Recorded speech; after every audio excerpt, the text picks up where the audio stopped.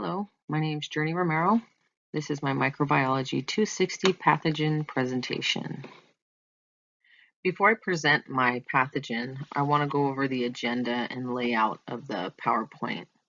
We're going to go over the pathogen structure, then we'll look at the disease description, transmission of the pathogen, the disease's source and frequency. We'll look at some tests and how to diagnose it. We'll look at treatment options if available, and then we will end it with some key points. The pathogen I chose to do for my presentation is the human papillomavirus, which is commonly known as HPV. The human papillomavirus is classified as Papillomaviridae, which is a family of double-stranded DNA viruses. They are small with a diameter of approximately 52 to 55 nanometers. These are naked viruses that lack an envelope, so instead it gains its protection from its protein capsids that work as a shell. So I found this diagram and it shows the two capsid proteins. So we have the L1, which is the major component, and it is represented in these little green gumdrop like things. And then we have they're accompanied by the capsid protein L2, which are these little red dots here. HPV is most commonly known for causing genital warts and cervical cancer. The areas affected by HPV depend on the type of HPV that an individual is infected with. There are over 200 types of HPV affecting the cutaneous epithelium. This includes the skin that covers the dry external surfaces of the body, for example, your hands and your feet. And there are about 40 types affecting the mucosal epithelium, and this can be found lining the internal surfaces of cavities and organs. They're going to be the moist surfaces that include the mouth, throat, genitals, and anus. And so there are two main categories of HPV, and these include the low risk and the high risk strains. Now, our low risk strains, such as HPV type 6 and 11, they make up about 90% or more of HPV infections. These are what cause genital warts, in addition to wart-like growths in the airway. Our high-risk strains, such as 16, 18, 33, and 45, these are the strains that are linked to causing cancers, such as anal, vaginal, vulvar, penile, throat cancer. And I put a little diagram up here in the upper right corner. Kind of just shows just a little bit of the different strains and what they are associated with. As we continue, we see that most HPV infections are asymptomatic and may be resolved spontaneously on their own. Generally, there are no symptoms associated with HPV affecting the genitals. Those individuals that are infected with the virus may not even show any signs of infections up to weeks, months, or even years. The first signs of the infection, or common symptoms, is the first appearance of genital warts, which may be accompanied with itching and great discomfort. The high-risk strains, on the other hand, will not show any symptoms until after they have already progressed to cancer. I wanted to include a few pictures of what the warts look like. So I have two pictures of genital warts, one for female here and the male genital warts. And then I also wanted to include a cutaneous epithelium warts. So we have the common warts found on the hands and fingers here. Now we'll look at transmission and prevention. So HPV is very contagious, and it is spread from person to person by skin-to-skin contact. It's important to note, though, that these infections are not spread through blood or bodily fluids.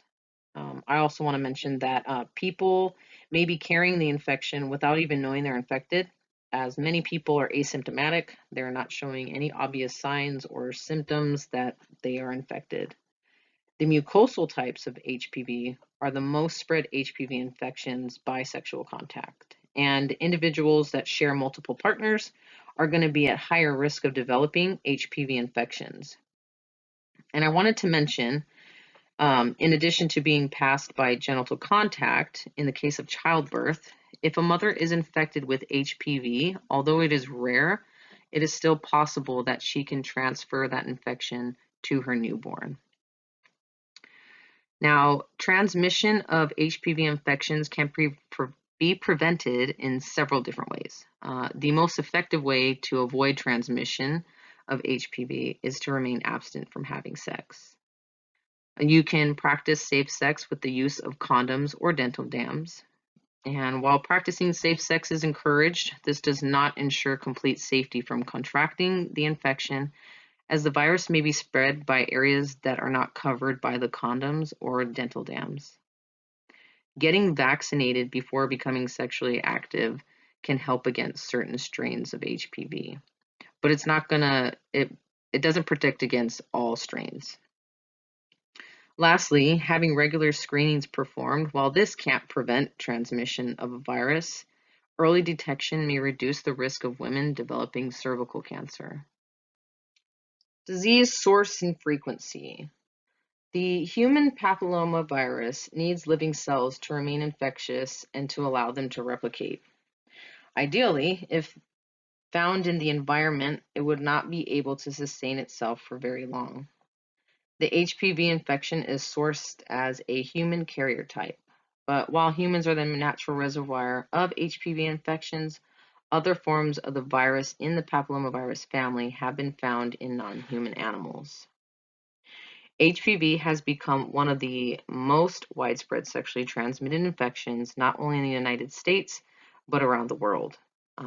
Before vaccinations were introduced, it was stated by the CDC that between the years of 2003 and 2006, there was an estimated 79 million persons infected with HPV in the US alone, with at least 14 million new infections each year. As humans are the main reservoir for the infection and being transmitted through sexual and direct physical contact, anyone is susceptible to contracting HPV. So the HPV virus, it poses a greater risk of infection amongst females due to the prevalence of precancerous cell changes in the cervix.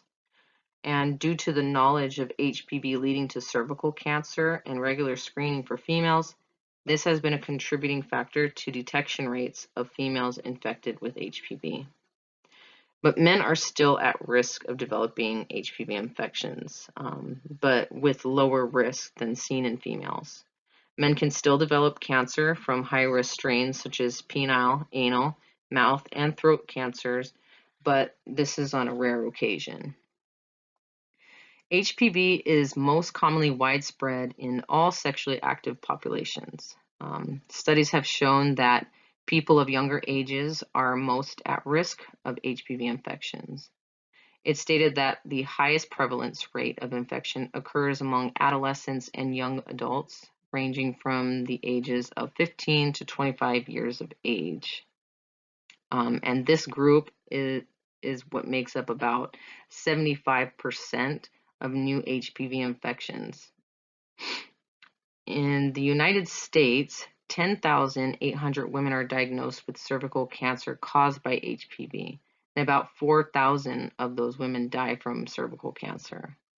Men are also affected by HPV as well, with about 4 out of every 10 cases of cancer caused by HPV are seen to occur among men. So men and women are tested a little differently for HPV. So they both can have visual exams done, and this is to check for warts.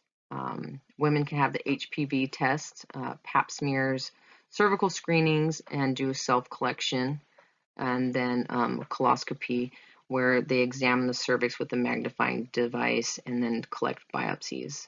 Now, HPV tests in men, there is no widely approved method for testing for HPV in men, so the primary method is visual examination, and or a anal pap could be done. Treatments. It is important to know that there is no cure for HPV. but most types of HPV infections do clear up on their own within a span of 1 to 2 years. There are medical and surgical methods of treatment that can help boost the immune system to clear the infection more quickly, but it cannot rid the body of the infection.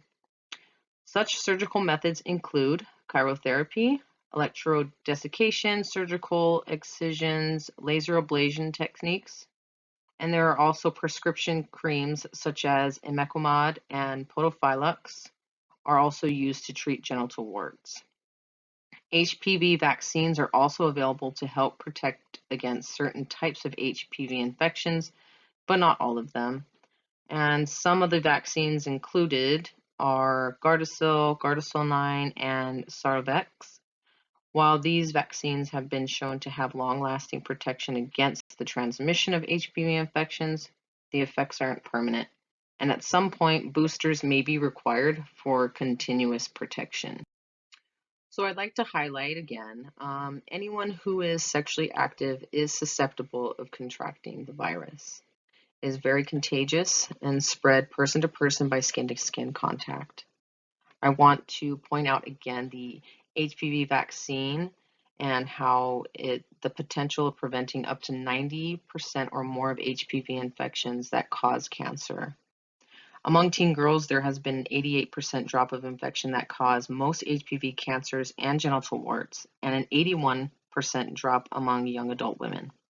In vaccinated women, there's been a 40% drop seen in cervical precancers caused by the HPV types that are often linked to cervical cancers.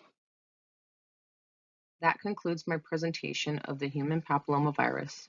I hope that you have all gained a better understanding of HPV and its risks, in addition to the tools that are available to combat HPV and its potential health consequences. Thank you.